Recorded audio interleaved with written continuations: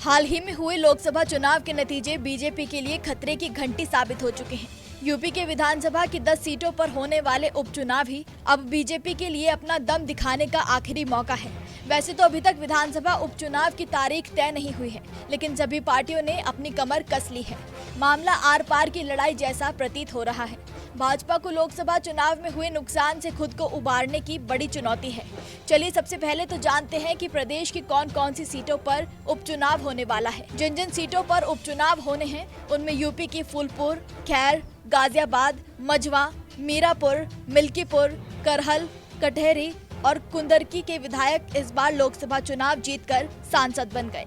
ये 9 सीटें इस तरह खाली हुई और 10वीं सीट सीसामऊ सपा विधायक इरफान सोलंकी की आपराधिक मुकदमे में सदस्यता रद्द होने की वजह से खाली हुई है और इन सीटों पर जीत के लिए सबने तैयारियां शुरू कर दी हैं। मायावती ने तो अभी से टिकट बांटने शुरू कर दिए हैं। योगी आदित्यनाथ भी चुनाव प्रचार में लग गए हैं। अखिलेश यादव ने एक सीट के लिए रणनीति बना ली है। उन्होंने 6 सीटों के लिए भारी भरकम नेताओं की फौज उतार दी है। कांग्रेस ने सभी सीटों के लिए चुनाव प्रभारी तय कर दिए हैं। भले ही पार्टी को अब तक ये नहीं पता हो कि उन्हें कितनी सीटों पर लड़ना है। बीजेपी के सहयोगी दलों ने भी खूंटा गाड़ दिया है। मैनपुरी की करहल सीट की बात की जाए तो करहल सीट से समाजवादी पार्टी के मुखिया अखिलेश यादव विधायक थे। करहल सीट अखिलेश यादव के कन्नौज से सांसद बनने के बाद खाली हुई है।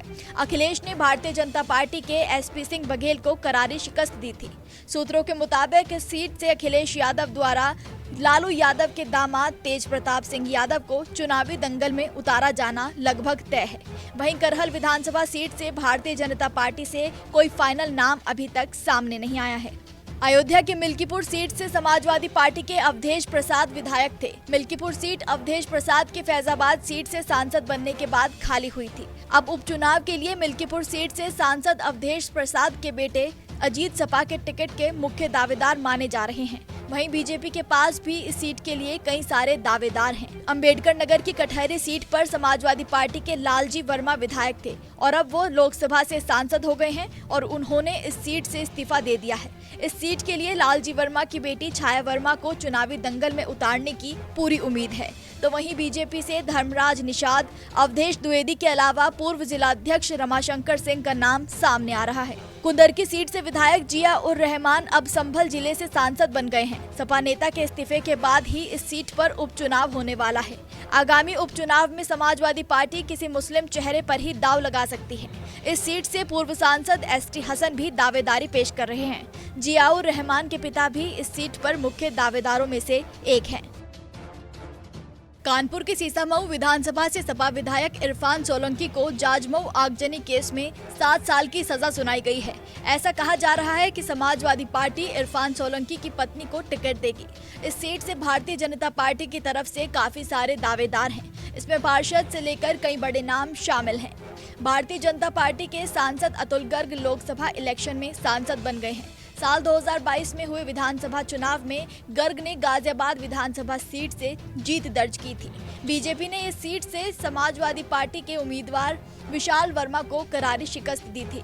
इलेक्शन लड़ने वालों की बीजेपी में लंबी कतारें हैं। कांग्रेस और सपा इस सीट पर साथ में मिलकर चुनाव लड़ेंगे। गाजियाबाद, मझवा और फूलपुर में ही बीजेपी के लिए उम्मीदें बची हैं। कुंदरकी और करहल जैसे विधानसभा सीटों पर जीतना बीजेपी के लिए चमत्कार को नमस्कार करने जैसा होगा।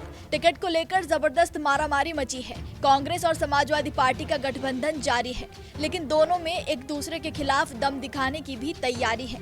यूपी के विधानसभा चुनाव 2027 की शुरुआत में है। लोकसभा चुनाव में अच्छा प्रदर्शन करने के बाद समाजवादी पार्टी उपचुनाव तक माहौल बनाए रखना चाहती है।